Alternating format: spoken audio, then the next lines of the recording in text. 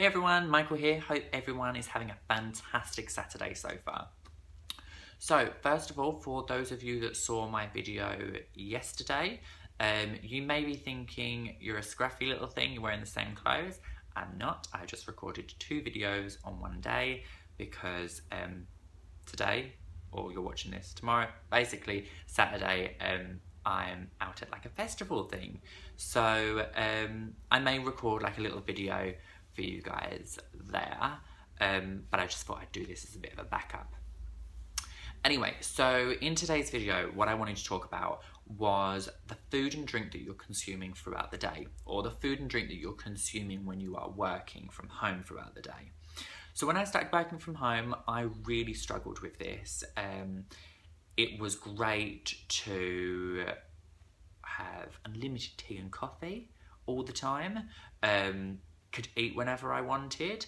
As ridiculous as that sounds, it's not until now, 5 months down the line of being my own boss, that I realise how ridiculous it sounds that 5 months ago and 12 years prior throughout my career, someone was telling me when I could have a cup of coffee and when I could go and have a sandwich. Stupid and crazy how people still think that's okay, but that was me a few months ago. So yeah, thought that was great. Could actually listen to my own body, and when my own body wanted some food, bang, I could go and get some food. I'm a huge coffee drinker, so it was great that I could just sit there all day having coffee. However, a few months go down the line and you actually start to realise what is good to eat during the day and what is bad to eat during the day. So, as I said, I'm a huge coffee drinker, love coffee. Mum and Dad have got a pub, which we live above. So I've got a huge, big coffee machine downstairs, which is great. I've got an espresso machine upstairs. So it's just so easy for me to go and make a really nice coffee. And when I first started working from home, I was buzzing, loads of cups of coffee throughout the day. However, it's not too great when you actually realise what it actually does for you. So a few cups of coffee a day, I'm still all for. If you're a coffee drinker and you like coffee, go for it. But don't overdo it. What I actually noticed is it would actually give me a little bit of anxiety, and especially when I first started setting up my business, it wasn't as easy for me to just shut up shop at the end of the day, close the laptop, get into bed and just chill out for the evening. I just constantly kept thinking about work things. Well, if you've had 8 cups of coffee in a day, there's not a chance in hell you're falling asleep at 11 o'clock. So cut down on the coffee. It's a good thing that you're not so hyped up. Your body needs to naturally crash at the end of the day.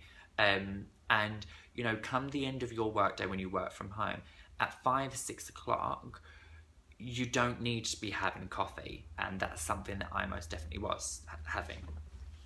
If you do feel like having a bit of a coffee fix, and it's more the caffeine that you're after rather than just the taste of coffee, I've discovered I really like green tea. Green tea has actually got, I think, like natural caffeine in it. Amazing for your body. I won't bore you with all the health benefits. Google it if you don't know. But yeah, 1 or 2 green teas a day when you're working will do you wonders. Water, again, do not need to list you the benefits. But again, if you're like me, I am, I suppose, a water drinker. I have my 8 pints a day or whatever it is. However, what would happen to me is wake up, have my first cups of coffee around breakfast time, log myself onto the computer, and bang, I'm completely hooked and involved in building a website, shall we say.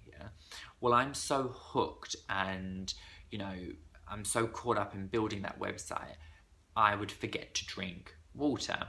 It would then hit 2, 3 o'clock in the afternoon, you've hardly had any water, and bang, your head is pounding, you're dehydrated without knowing you're dehydrated, and you are just going to feel rotten for hours until you get your hydration back up.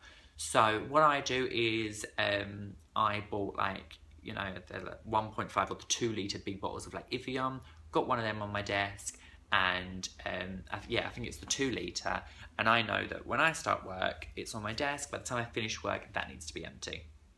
So if you're not a coffee drinker, if you're not a water drinker, sorry, maybe that's something that you can do. Buy the big bottle of water, and then just say, right, okay, by the time it hits this time, this needs to be gone. Again, not gonna go through the list of benefits. I'm sure you guys know that we should be drinking water, but there we go. Something that, again, I really struggled with was sweet things. I have a really big sweet tooth, especially if something is, you know, if I'm quite stressed.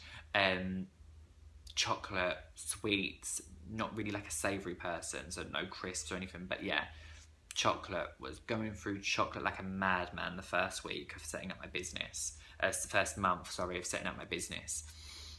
What I found really, really helped was stuff like dried fruits, or, you know, fresh fruits, things like that, of course, are great, especially fruits. You can have as much as you want throughout the day, I think. However, if you still, again, are like me and you're just really, really craving, you need the chocolate fix, go up to, well, I used to go up to like Tesco, or basically it's a supermarket, for those of you across the pond that probably don't know what Tesco is. Yeah, go into your supermarket and you can get stuff like 99 calorie chocolate bars. I know that like we've got here, again, I'm sure they're worldwide, Kit Kats, and if you remember like the 2-finger Kit Kats that maybe your mum would put in your packed lunch when you were back at school, they only have 99 calories in them. So, you know, if you get to maybe halfway through the day and you're really craving a bit of chocolate, it's 99 calories, not that bad. Also, another great thing that I've kind of really got into is flavoured teas. Again, this kind of helps with my sweet tooth, and draws me away from coffee. And yeah, that's flavoured teas. Obviously, I've mentioned green tea, but you can get stuff like raspberry tea, any kind of like fruit teas. I had like a mango tea earlier on. Again, I mean, I don't think they have any calories, and if they do, I'm sure they're like under 10 because it's only a tea bag and hot water. But some of them are really, really sweet. And it just will kind of crave that sugar craving if you've got it. Or if you're like me and you want to get away from the coffee, they're fantastic as well. Anyway, guys, I'm really sorry. This is now an 8-minute video, and I know my last few videos have been really, really long, so I apologise for that. Anyway, I hope you guys have a fantastic weekend, and I'll catch up with you all tomorrow. Cheers, bye-bye.